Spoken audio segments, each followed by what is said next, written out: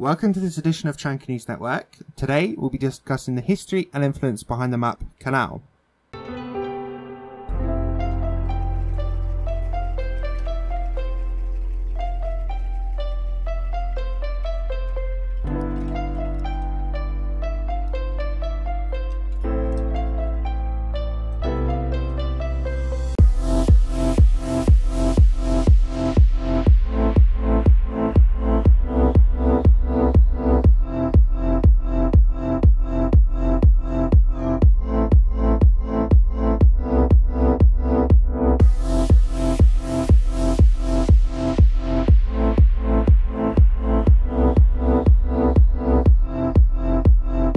The tactical guide describes Kanal as the port of the city of Hamburg, Germany, is the setting of this large site.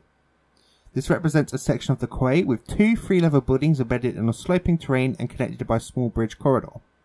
Maintained by the Coast Guard, the combat is well appointed and equipped, including a boathouse, a control room, a chat room, a projection room, and a storeroom for seized contraband. There's three pieces of concept art that I managed to find. The first one is from the book and doesn't really show the building. It shows some sort of lift. I'm not sure the name of the machine. And you can see some of the containers. It also looks like it's set during sunrise or sunset. The second seems to be built on that, and it's the same image with you can see a bit more of the lift. The containers are changed, and this time the weather is very dark and grey. The third piece shows a lot more, and we can see the difference from the artwork to the full map. The biggest thing I noticed straight away is that the concept art has no sky bridge. It still has a hall connecting both buildings, but it's running along the ground. We can see the small room at the top of the building on the left side is moved to the far side of the building away from the bridge. Also, on the ledge of the other building, we can see it has a giant generator going around it and a fence around the outside of that. The satellite dishes have been removed, which would allow you to rappel up from any side of the building.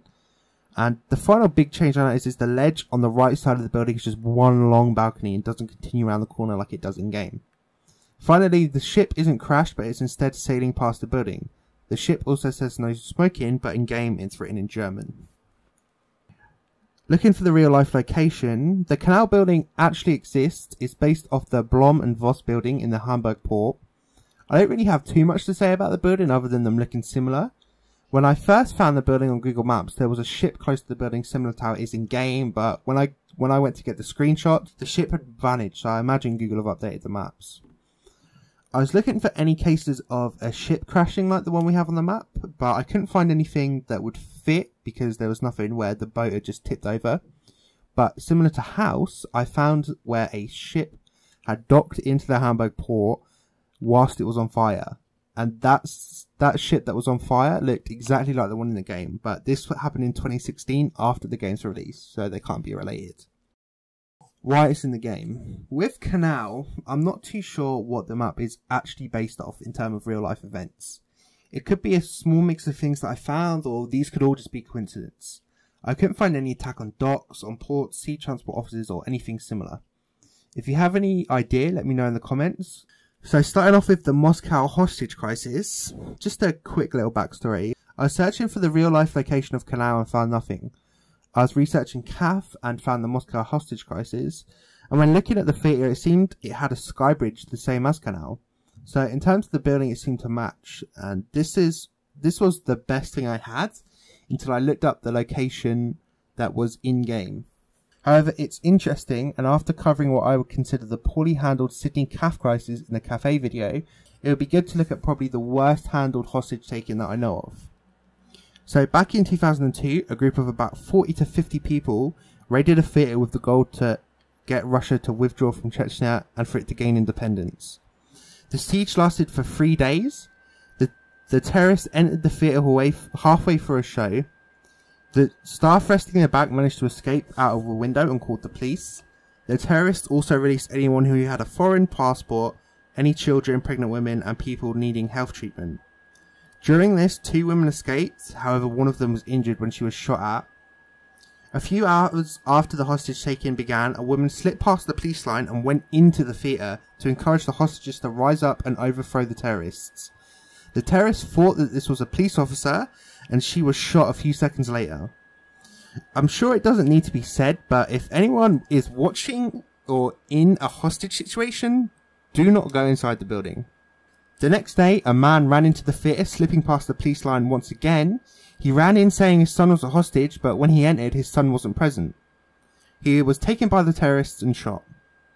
One of the hostages tried attacking some of the terrorists and was shot, but the terrorist that shot at him missed and shot 2 female hostages accidentally. The hostage was later found dead from gunshot wounds. Earlier, the next morning, the Spetsnaz prepared for a raid on the theatre. From here it gets a little bit blurry about what exactly happens, but we know the Russian pumped gas into the theatre, causing the people to pass out inside. After a series of firefights took place inside the theatre, the Russians declared all the terrorists were dead. 130 hostages were also killed and over 700 injured. A Guardian journalist said that the bodies don't have bullet wounds or were bleeding, but they had waxy and white drawn skin. The Russians said the deaths were due to lack of food and water, and nothing to do with the gas attack. Other than the Moscow hostage taking, there's 2 events which are kind of related. They are both attacks by the IRA in mainland Europe, and the only attacks outside of the UK and Ireland. The first was in the Netherlands, where the IRA shot and bombed British soldiers in a popular social spot. They killed 3 and injured 3 more, and the only reason I think this may be related is because it was the only attack that I could find that was close to a river. The attack was also on the German border, and you could see it in the maps around the office. The other attack was in Germany. The IRA had modified a van to attach a mortar to the back of it. They parked it up and mortared a British base that was located in Germany. It didn't cause any injuries or deaths, but just damaged the property. Looking at the base, the buildings have a similar shape to the Kanal building in game. And finally, moving on to Easter eggs. The first one isn't really an Easter egg, it's just a map on the wall show that there's... The first one isn't really an Easter egg, it's just a map on the wall show the Netherlands, Germany and a tiny part of the UK too. In the lockers by Boat Room, the lockers contain a police uniform and not a Coast Guard one. Maybe they shared the base, but all the advertisement and signs say Coast Guard, and in the advertisements they all wear white uniforms. If you have any idea why there's police uniforms in the locker rooms and not Coast Guard ones, please let me know. In the toilets, one of the workers has been having some special time with a dirty magazine and a box of tissues. Who knows what he was up to, but he was probably just reading it for the articles. Other than this, there's a well-known Easter egg outside the map. If you shoot one of the crates to the east side of the map on the boat, you can hear a man screaming for help. If you want to know more about the history of the other maps, make sure to subscribe. If you want to stay up to date on the Siege news, make sure you follow me on Twitter. And if you want to discuss the maps, news or anything else, you can join my Discord. If you like these videos, you can also support me on Patreon.